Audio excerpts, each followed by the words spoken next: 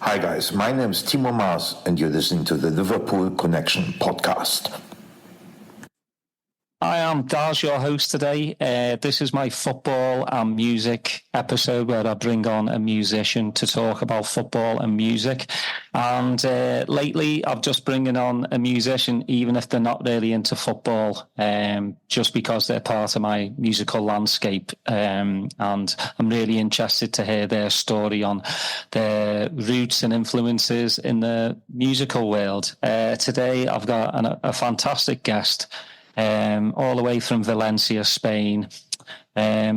Marc, who is affectionately known musically as AFFKT. He's the label boss of Sincopat, which is an incredible label, and we'll get into more of that. Marc, welcome to the podcast.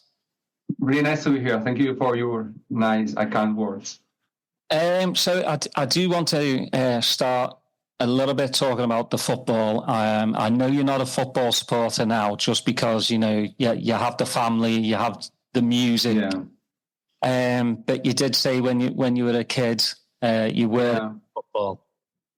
Yeah, it was like my grandfather was really into football, and yeah, I remember going to Valencia Stadium, watching with him the games. I also remember he was funny because he was watching when he was not going to the stadium, he was watching on TV, but with the voice mute and with the radio. Instead of listening to the TV, he preferred to listen the radio.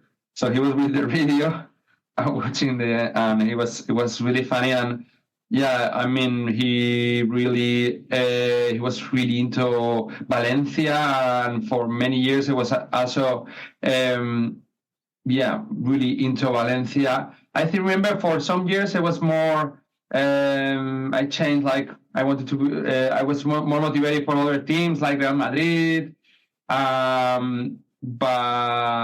yeah, definitely Valencia is kind of, this kind of team that sometimes you love and most of the times you hate it. It's kind of I don't know how to explain it, but yeah, I think most of the people here has like kind of this contradiction, even more right now when the club is not from the people. It's like they love Valencia Club de Football and what it represents, but they don't feel from the team anymore, and it's kind of, we love it but we hate it at the same time. So yeah, I mean, nowadays I'm not really connected, but yeah, it's great to have such a great team here, and you never know, perhaps I have a little child, perhaps he's getting into football. I always think about that. That's probably I have to go again to the stadium to watch games or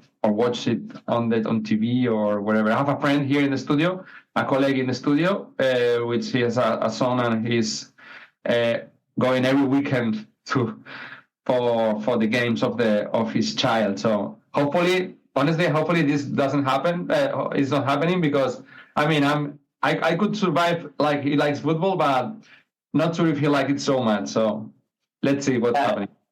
Well, that's the thing. I mean, Valencia has such a rich history in football. I understand the way football's going. It's business based. There's a lot of greed in football, and I fell out of love with football for a while just because of the corporate thing. Ticket prices were sky high, and you really want it to, for me, you want football to be family, where families can go watch, and they're priced out now. So I definitely understand that, but I'm sure that there's a lot of not very happy Valencia fans at the moment. I mean, they're 19th in the league, in La Liga, so maybe relegation is happening this year. Hopefully Valencia can turn it around. Fingers crossed. But yeah, it's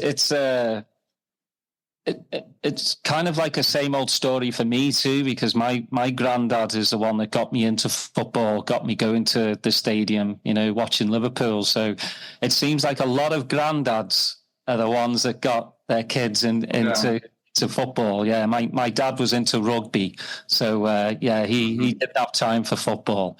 So I do want to ask you, on a serious note, now. It's been, a couple of months now since the floodings. You are based in Valencia.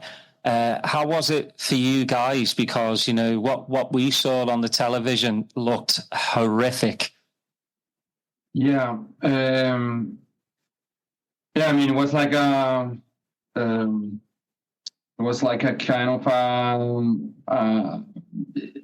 kind of a feeling like you are in the middle of a war or something like this. I mean, you don't realize how, because you watch these kind of things in the TV, but you don't realize how big this could be, and until it's not next door, and it was like has been like kind of a really strange feeling, because from us that we were not there in this area of Valencia, has been like a month of really sad. Everything was really sad. Everything was a chaos. Even the metro, it was not working in all the city and the villages around for more than 1 month. So it has been a chaos, really sad moments, and also I think this will remain for a really long time, because it was not just what happened. It was that probably with another way of being managed by the politicians, it probably not so much people die, in this situation. I mean, you cannot control everything, of course, but the main politician was like in a lunch until the evening. He just doesn't take care, or just doesn't worry about anything. And most of the people who should manage this situation were like really not able to do it properly. So it's kind of you have the feeling that we are kind of a moment really sad, because probably doing the things in another way, the situation would be different. Also, from outside, I have to say that from outside, I think also, I've been thinking about this, but from outside, it looks like all the city was destroyed. It was just a little part, but which is really big, because a lot of people is living. It was the south of the city. But it was a really big stroke to all the area. I was talking a few days ago with a friend who has a restaurant. He told me all the big ships that come into Valencia, the cruises that come into Valencia, they were not stopping because they thought everything was destroyed. And it was like a big stroke also economically to the city. But yeah, it was just a little part, which was around 1 million people. Altogether, we are more than 2 million, so it could be worse. But this part was totally destroyed, and from our side, you feel it's strange, because you feel in a way happy, because no one that you know or is really next to you is dead. But also, so many people, like more than 200 people. But also, on the other hand, a lot of like a familiar, part of our family lost their cars, lost part of their houses, or even these houses. So you have to be happy, because you are not died, and you have to continue with your life. But it's difficult, because not having a car for many people, it would be a really big problem.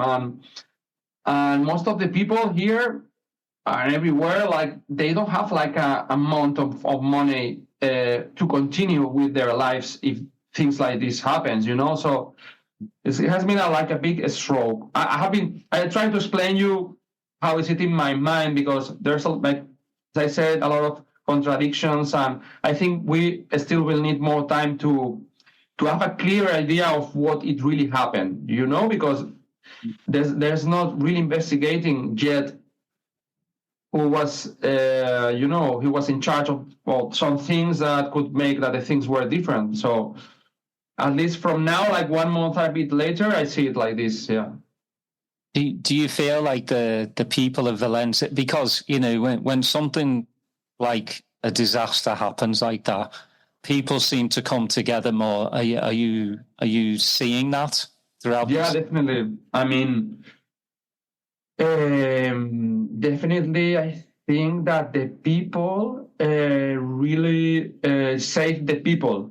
The people were mainly saved, at least at the beginning, by the people, not by the government or the military that came later. But and also, meanwhile everything was happening, a lot of people survived because the help of the other people.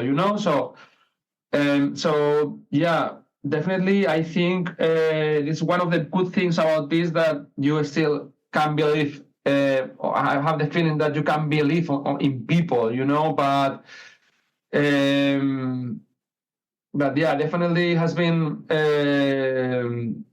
something that we really have to think about, society, and not just Valencia or Spain, even Europe, even the world. And I can imagine now when I see I don't know, Afghanistan, 100 people dead because a river just, or wherever, explode a bomb or wherever, and you are just not conscious of this kind of things. It's like you are seeing this kind of news, but you are not conscious of this kind of things. And I think with after this, I don't know, I have another feeling and an idea about this. But yeah, definitely one of the great things that people save people. I think that this demonstrate that, that's the future, the people.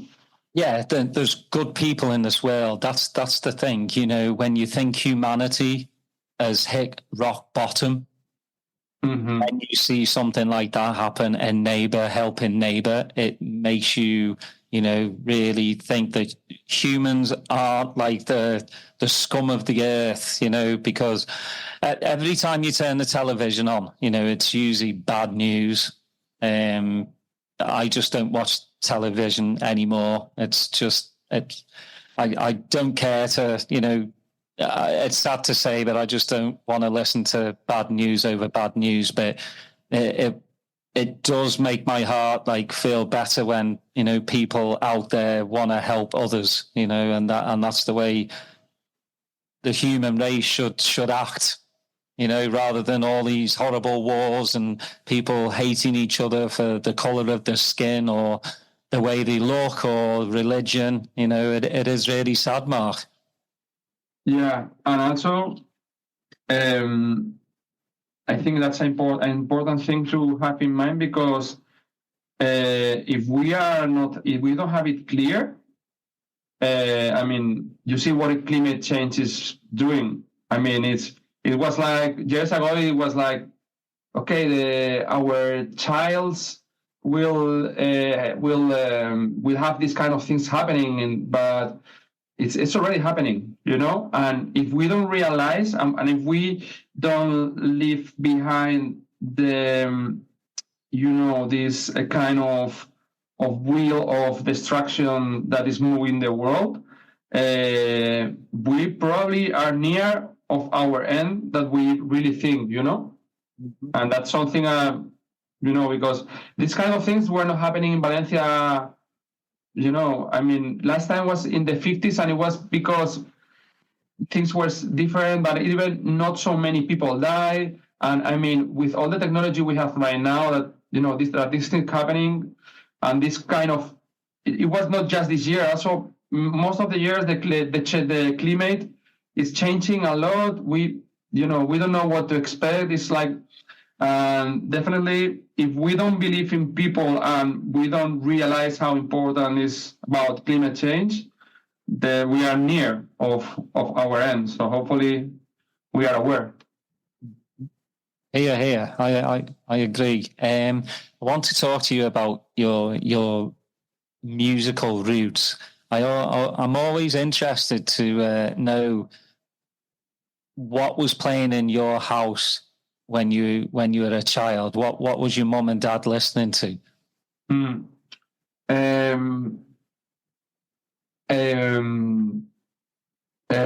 My dads were really into music, both of them. They listen a lot of classical music. My father is a classic musical lover. He's knows so much about classical music. Not also a bit of opera, but mainly like Mozart, Beethoven. This kind of for different times, not just this, but he's always listening to this music. And my mother was also like this, but he was into more pop or even like a lot of kind of Beatles and pop, but also Supertramp. I remember tracks like Babaji. I remember a lot of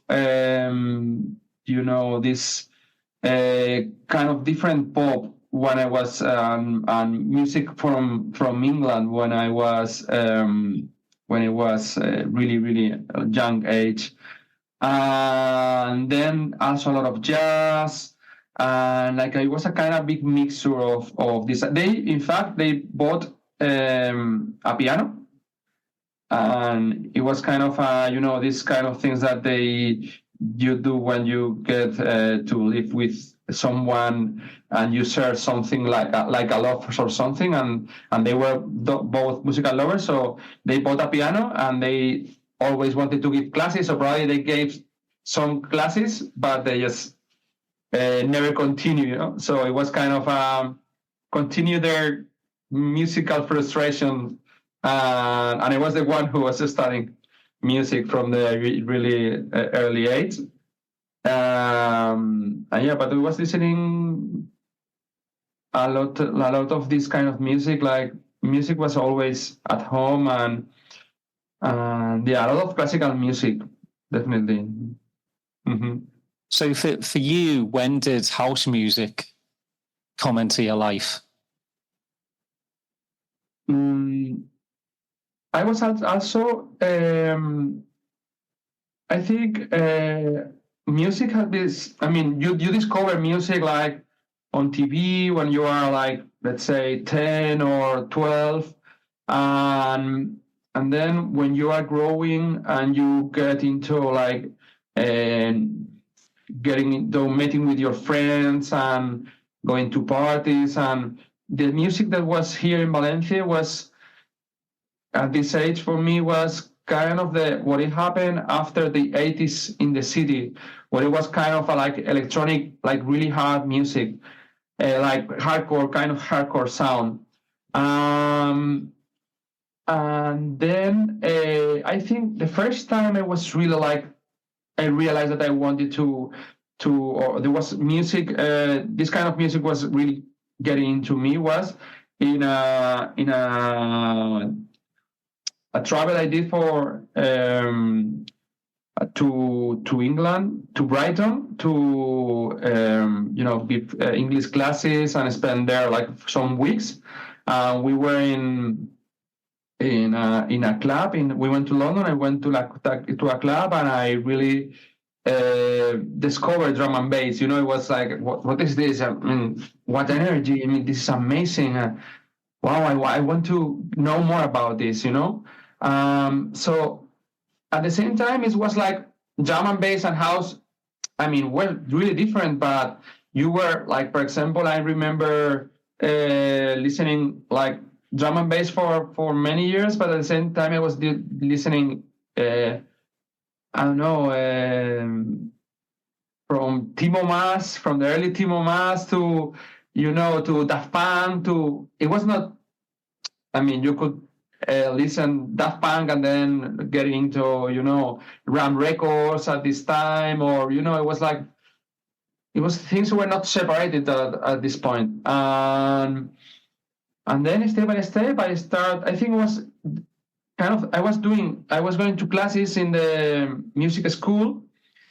Step by step were taking me more time. So it was like at the beginning, like few, like then more. And then when it was like 8 years, something like this, I had the feeling that I really love music, but I had the feeling as well that this kind of music, this classical music, was not what I was really, really into it. And at the same time, this drum and bass, all this electronic I was discovering was really, blowing my mind. So I just make a change. It was like I just quit musical school, and then I realized that I can make music with. It was not with computer. It was with computer, but it was with a sampler, with a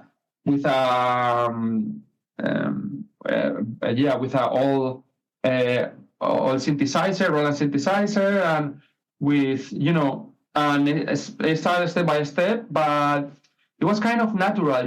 One thing bring me to another, and another to another one. Then I connect with people with similar tastes, and yeah.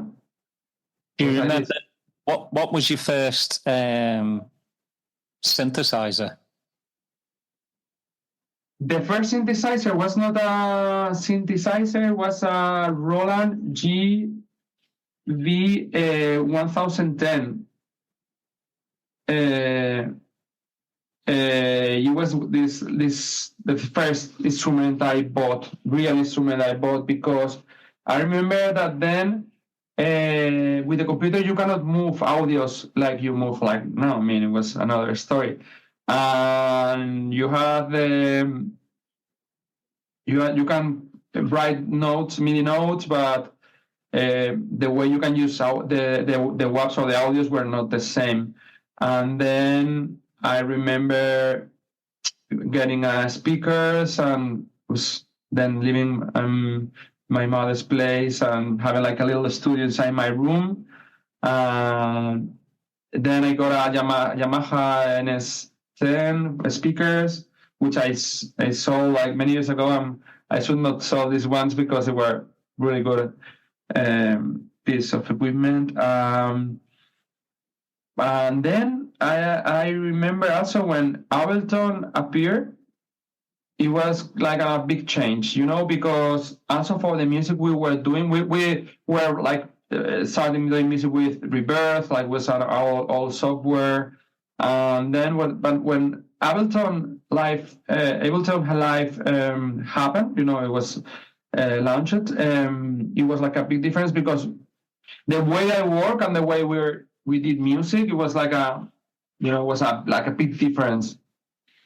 So yeah, definitely was. I'm using Ableton Live from the first version, in fact.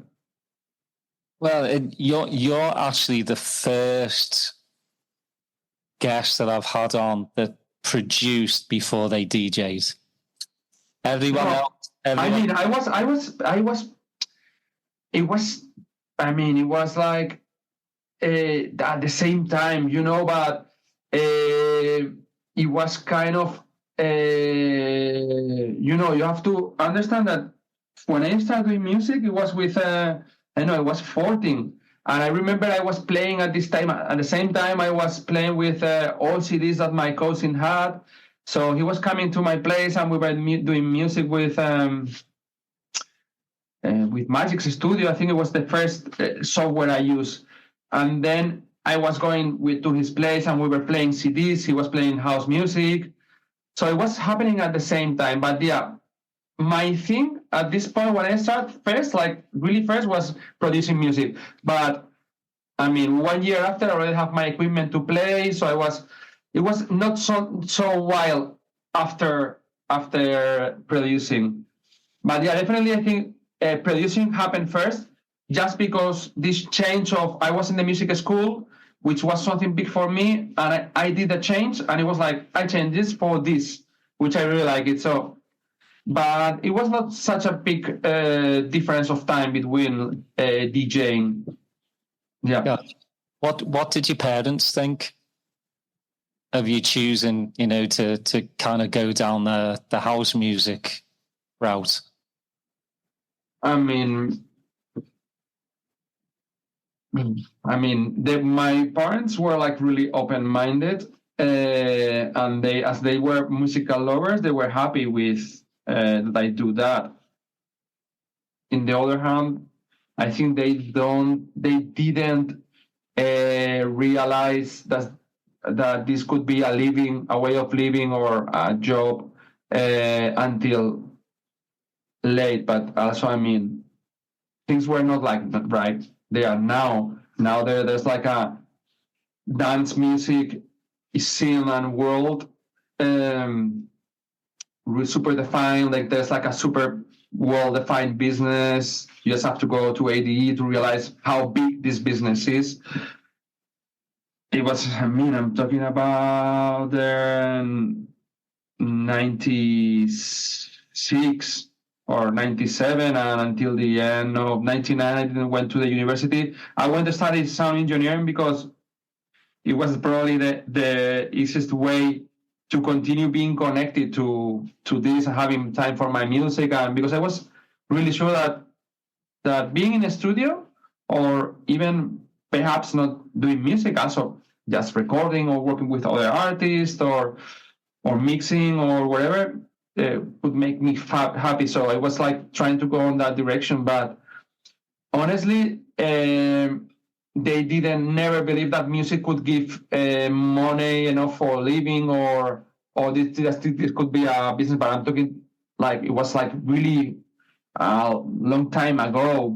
As I say, the business was not so developed as it is now. And for my parents, they didn't have this kind of concept. And so I remember my mom was saying, when I was going to the university, she was telling me, you have to study. You will make music once you finish studying. Good. And I was telling, no, what I want is to do music. That's what I wanted to do. But the good thing is that going to the university allows me to have a lot of time to make music, and also a lot of people doing music and being musicians were there studying sound engineering, because this kind of musician musician minds that wanted to work in something related to music. Some of them now are great instrument players. Some of them are acoustical engineers nowadays. Some of them, they have companies, they have bands, and some of them are totally disconnected from sound and music. So, but it was a point I met like a great partner, Ibra, when I was like around 18, and we started doing drum and bass, because we decided drum and bass was something that I really, really love, and was the music we wanted to do.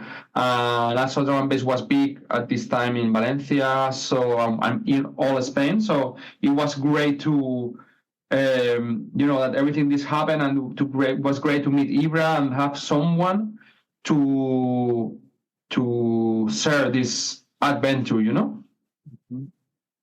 I think like it's always good to hear that, especially producers really learn the art of sound engineering, audio engineering, because in this day and age, as I've had this discussion many times. On Beatport, 90% of the tracks, you can definitely tell that they have not given that to a sound engineer.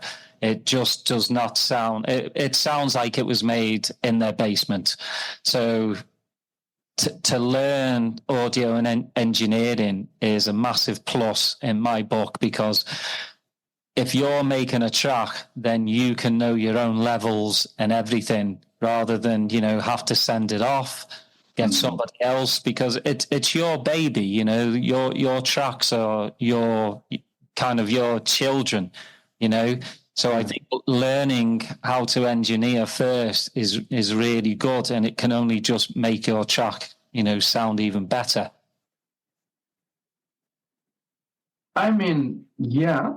But I think that there are different things. And it's, I mean, for example, I feel myself that there's a Marc. There's 3 Marcs. The Marc is doing AFFK and his music, and he's doing remixes. And he's playing as DJ, and he's sometimes doing live sets. But his project is like creating a world in the studio that then after that he can show it live, you know. There's the Marc, which is sound engineering, who is getting into different projects, sometimes like big techno acts, sometimes helping artists. They are new artists, and I mean the Marc, which is engineer at Pobla Studios, who is working with many different projects, and then is the Marc who is a label manager. With the part of the studio of Pobla Studios, I do it with a team. Now we are 6 people. The part of Sincopat, I do it with Raquel. I'm not alone on these projects, but what I want to say is that nowadays you have to know about different things, not just because it's interesting not being just in one thing, also because the nowadays, like for example, like an artist, you need to be like a great a great showman in the media, and you need to know about like a little bit about how to sell your music.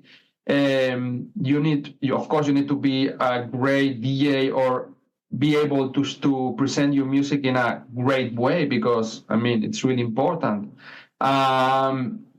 And there are so many things to do nowadays. So you need to be even sometimes a good manager of your own, sometimes a good booker on your own. Even when I have a manager, I have a booker, but sometimes you have to also to be a little bit of this and a little bit of that. In the world we are living at the moment, that it seems that everyone has to be good on everything. I don't consider that being an engineer is so important for every artist.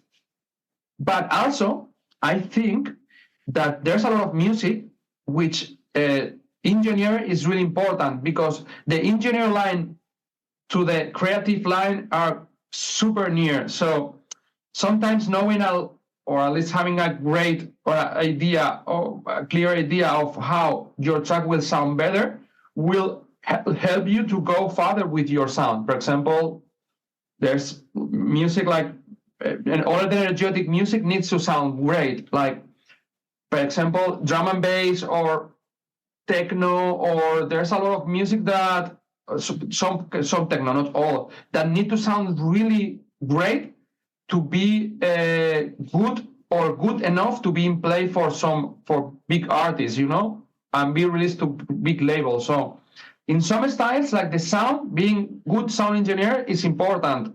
But also, I consider that there's a lot of great artists who are great in other areas or things that they are not so good in sound engineering, and they are doing super good, because that's the reason you can work with other artists.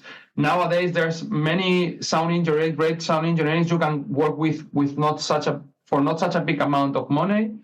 And also, what you say about there's a lot of tracks sounding not so good, is because also a lot of people. The good thing is that a lot of people can make music nowadays, but before there was not so much music released, but everything released was sounding great, because if you want to release something, it was like you have to invest in a good studio, but nowadays, I mean, music is kind of something that sometimes is not so well treated as it should. It's like, okay, I release something, I don't worry about how it sounds, and yeah, we release it, no worries. Next week is gonna be old. So, and yeah, I think it's also because of this, because people first probably they cannot do they invest, and also because sometimes people doesn't realize how important is the music they do and how it should sound, and at the end is your product. They're really worried about how my Instagram will look, but they are not so worried about how my track will sound, Mm-hmm. Yeah, you just hit the nail on the head. It's more about, how many Instagram followers that they have, and that, the art of making music with quite a few of these people comes second. And that, in my book, is the wrong way. If you're going to make music, you go 100% into it with your heart and soul. And I like to talk about, your label Sincopat. Started in 2010, I believe. Mm-hmm. And I mean, you're up to, is it nearly 200 releases? No, we are more than 200 because we have all the vintage series, which is a single series, which is kind of not a sub label. It's the same label, but we release. We did releases in a different way. Like sometimes are singles, sometimes are like music which is like more raw music, or even it's kind of another. It's the same story but tell on a different way. Altogether we have like more than with albums like around 250, even more, around 300. Yeah, that's amazing. And all quality as well. Which Thank you. Did you ever think? I mean, start in 2010, and you see many labels fold after a few years. But you've been going, for 14 going on 15 years. You've got to be very happy with where the label's at. And what I really like about the label too, you can't really pigeonhole the sound. I know some people say they'll classify it as like indie dance. I don't think you really can classify it, because some of the stuff sounds very 80s, retro-y. Some of it sounds futuristic. Some of it has even got breakbeat in it, break. Mm-hmm. So I don't think you can classify it. And then, I don't think you can classify the effect sound either. Like if somebody says, what does effect play? I mean, what I would hope you go, well, I hope you haven't figured that one out yet. I mean, I'm really happy that you're telling me this, because that's exactly what I do. I mean, as artists, as Affect or Aft, I say Aft, but I really like that people call me Affect as well. And as Sincopat, I mean, I just honestly, the main aim is doing music that really, this kind of the track you play and really makes a difference in a set, or it doesn't have to make a difference, but it has you have to listen and you have to think, wow, this track is telling me something, and honestly, we don't worry about the styles. I mean, we are not naming the styles. This is Beatport who does. I mean, when we started, we were tech house for Beatport. Now we are indie dance. And at the moment, I always say that we are, for Beatport and for myself, from my point of view, we are between indie dance, electronica, and house music at the moment. But honestly, how indie dance is developing, probably we are going to be out of indie at some point. And it was for me important, when I was getting into music, a part of this open-minded electronica of that time, Prodigy, Daft Punk, Chemical Brothers, which are probably my biggest inspiration. I was listening a lot of punk. I was listening a lot of hip hop, And it was normal. Like a lot of people listening Nofx were listening to Cypress Hill. It was the normal thing, and all this kind of mixture of sounds were like really stick in my mind. And being a child of the 80s, were like growing with all these different sounds and music, I think it really reflects in the music I do as an artist, as a label, and yeah. I wanted also, one of my favorite remixes from you is Gus Gus, Love Is Alone. How do you approach a track like that? Because, I'm a massive fan of Gus Gus, obviously you are. How do you approach it? Because, you do want to keep like the original like vibe of it, but you also want to make it your sound. How did you approach remixing? That's a great question, because remixing is also something I really like. And it's something I always have been really thinking about how I should do it and how I should do it better. Something that is important for me is to really understand the soul of the track,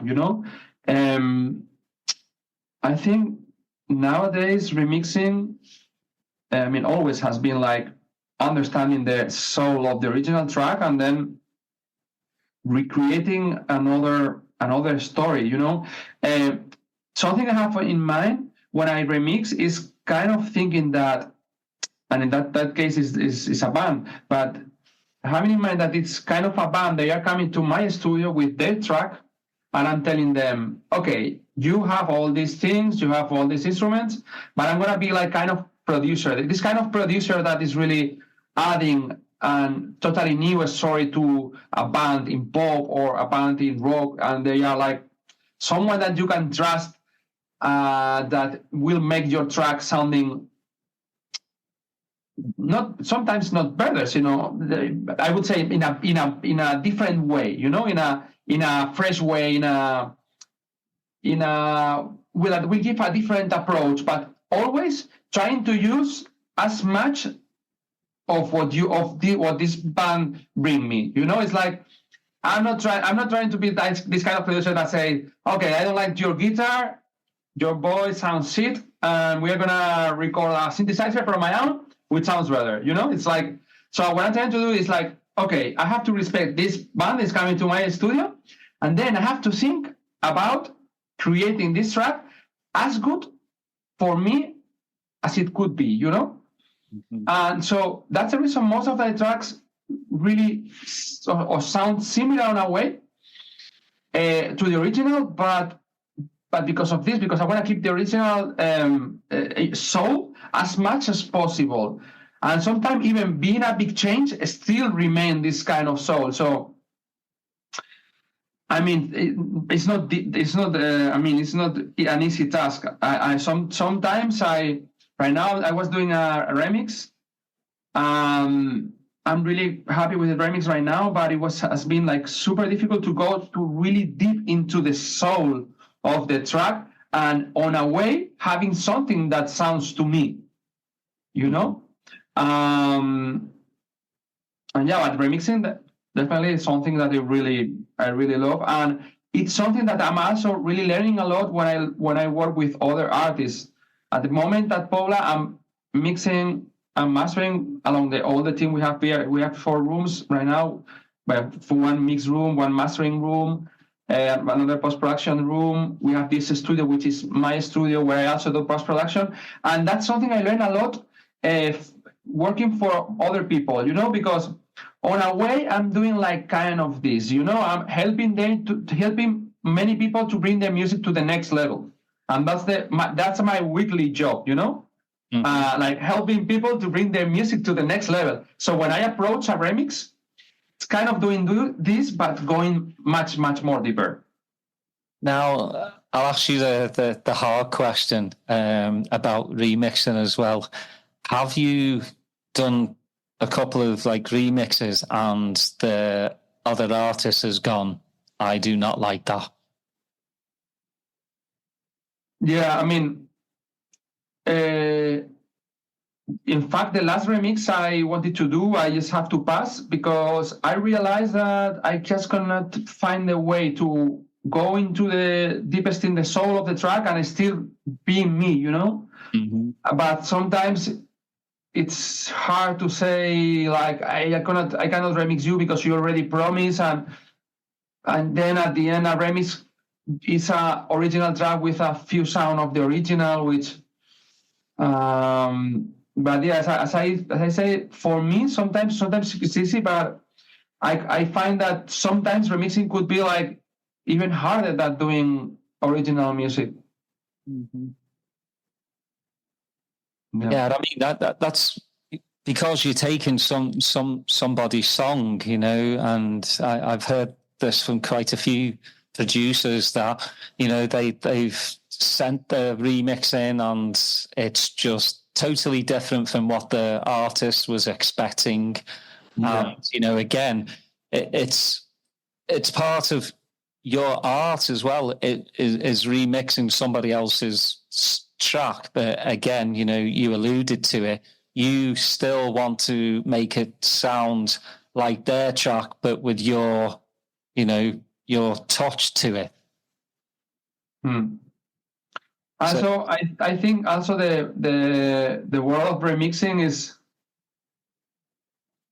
it's in a point that for me it really has to develop a lot in terms of doing remixes nowadays is kind of you know, sometimes you do remixes like for example in Sincopat, most of the mixes I have to pay in advance, or even if I do a remix for a label, sometimes I ask for advance. And I have to say that most of the remixes I do it because I want and I love it. That's the first thing, because I reject a lot of remixes even being paid, because I mean I have to really be really sure that it's gonna be something really special. But the kind of remixing thing is nowadays also, you know, it's a strange thing, you know, because sometimes you are doing a remix for someone, and even when it's a totally different track, the publishing rights most of the times are for the original artist, and sometimes remixes are not really well paid as they should. So I mean, I think that just few like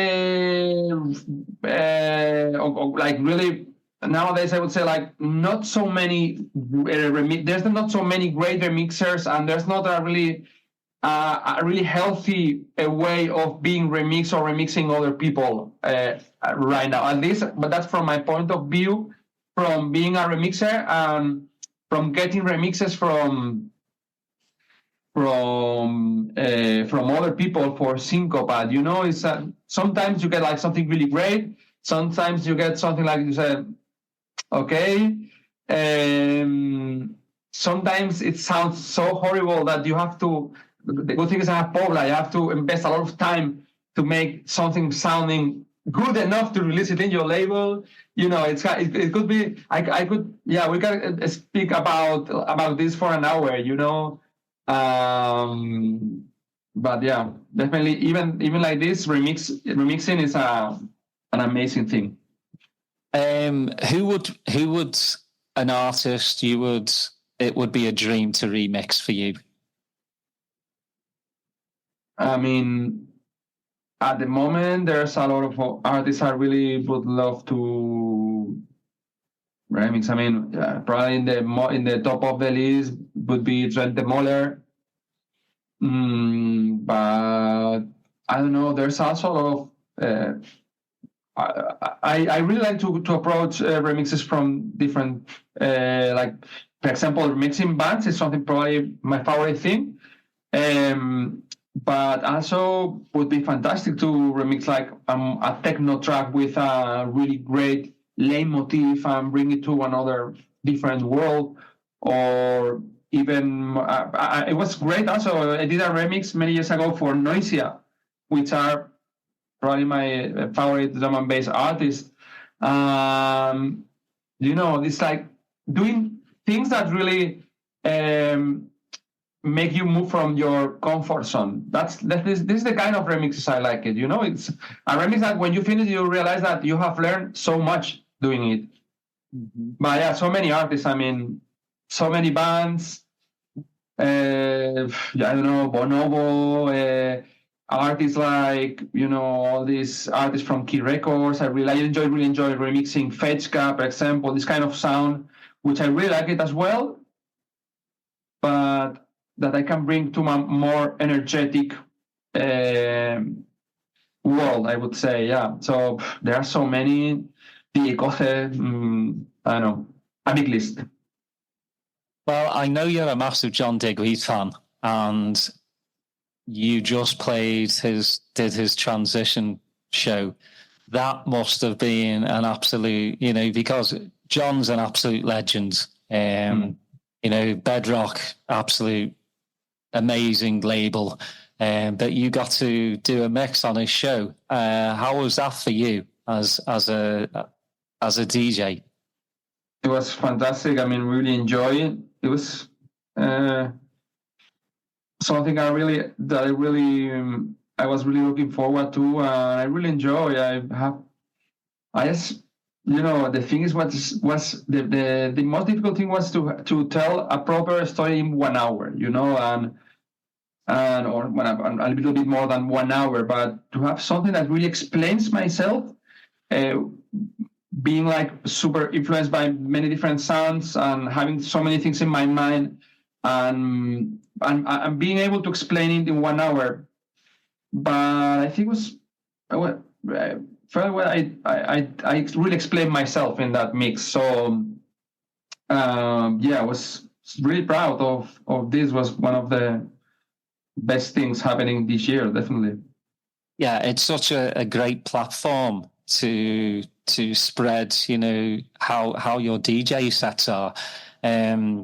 An hour to me, obviously just not long enough. I mean, if you play an hour at a festival, maybe. But if you really want to, showcase your style of DJing, 2-3 hours is to go. I mean, we live in a world where a lot of the younger people's attention span is that the size of an ant, 3-minute records.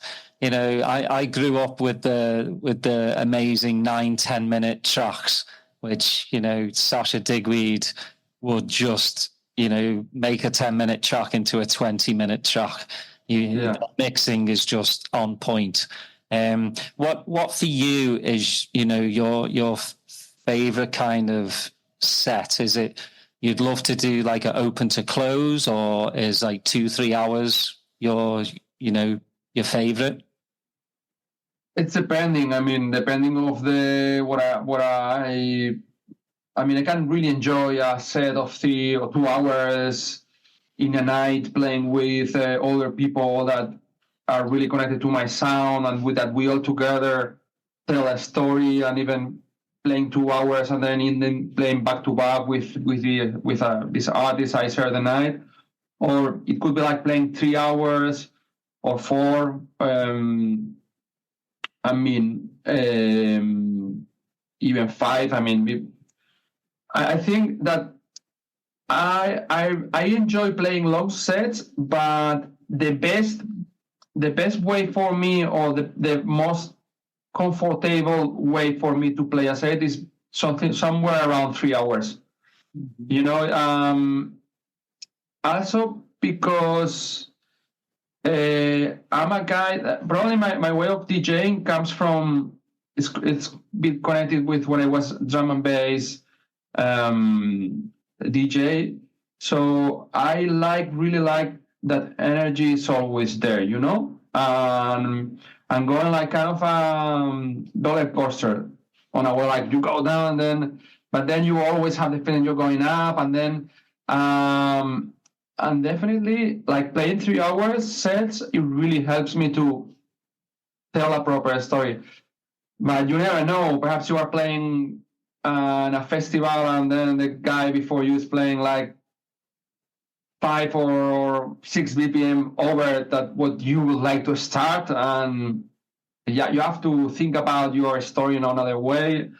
And in that case, you probably need 4 hours to explain yourself. So, but honestly, I just enjoy everything. I just really like to enjoy different things. It's like something that really likes, again, that makes me go out of my comfort zone. It's always really, really, fun. Well, I think it keeps you on the edge, and it keeps the people that are there on edge to when you're out of your comfort zone. I think you're not going to the show and like, oh, I'm just going to expect this. Throw in as I say, a spanner in the works to make people go, okay, he's not just going to play this one style or this. And that's what I love about your sets. What do you have plans for the label for 2025? Because 2024, I think you knocked it out the park.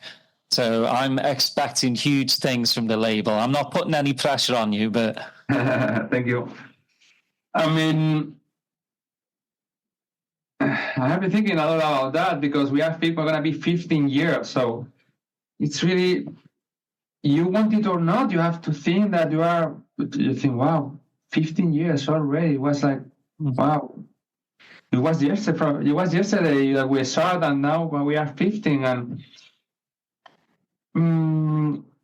And about the label, honestly, I would really would like to present more showcases and make the brand bigger in terms of, I think people know a lot about the label, but we still have to make the brand bigger and explain the world what we do better, and to make events with artists related to the label, because I definitely think we have something different to say in all the music out there. So, and that's something I really would like to focus for next year. And we also to celebrate that we are 15 years. And about the music we're going to release, it's going to be a big step forward. That's all what I can say.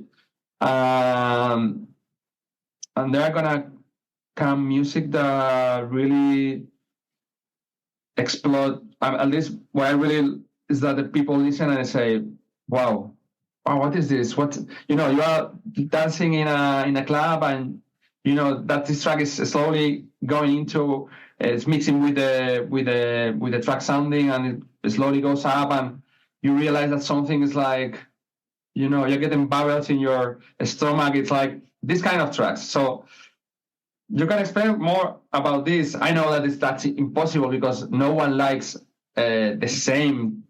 And sometimes you will love, sometimes you will not love so much, but you will think, oh, this is special. And yeah, definitely, I'm still trying to define what is going to come. I mean, again, going out of styles, just releasing music that hopefully in 15, 20 years still remain fresh and special. That's the the mission on Sincopat at the moment. And also, after so many years releasing music, I need to find something that really motivates me. It's like I need new challenges, I need new things, I need to discover new artists, new sounds, I need to mix with other things, and I'm even more motivated of making things wider, bigger, and colorful than never, and that's something that's really in my mind at the moment, not just with Sincopat, but definitely other years I had more plan for the year that was coming. And this year, there are a lot of things, great things coming, but there's not so much set up already. There's a lot of ideas and a lot of concepts I want to develop, but not so much set up. Well, I think one of the great things you can say about the label is, again, as I was talking earlier, you can't pigeonhole it, and you've got the Sasha and Digweeds that play your tracks. You've got the Laurent Garniers, the Carl Cox. Not just progressive house DJs, not techno DJs, tech house. This is what, again, I will say about the label. It's for every DJ out there, can play one of your tracks in their sets. It's again, not pigeonholed. And I can't wait for what 2025 brings from the label. And I hope eventually you'll get over to the States in the next year or so, and hopefully Texas, I can come see you, because hopefully it's frustrating, like, being over here and seeing, obviously, thank goodness we have YouTube where we can watch the sets, and SoundCloud and other things like that where we can listen. But I hope you get a chance to come over here and show the Americans and everyone else that lives over there what you're all about. Yeah, I was not long time ago in New York, but definitely have to go back to the States soon and make a proper tour there. Hopefully, Texas. I really would love to go there. Yeah, definitely. And I'm sure that next year will happen a great US tour. Please. It's again, it's been fantastic talking to you for this past hour. I really appreciate your time. I wish you all the best for 2025. I'm looking forward to listening to the new tracks and, listening to more of you getting out of your comfort zone. Mm-hmm. Yeah, thanks so much. It was a pleasure to talk to you, and hopefully we can repeat in the future and see how you see the music has been released, and what your thoughts and from how is my music and the label growing, and how. Yeah, definitely was a big pleasure to talk to you. Thank you so much. Thank you everyone for listening. Please like, subscribe, put your notifications on, but also go and listen to Sincopat music. Go check it out on Beatport, Spotify, any music media you can find it. So please go check it out. Until next time, thank you, and we'll see you later.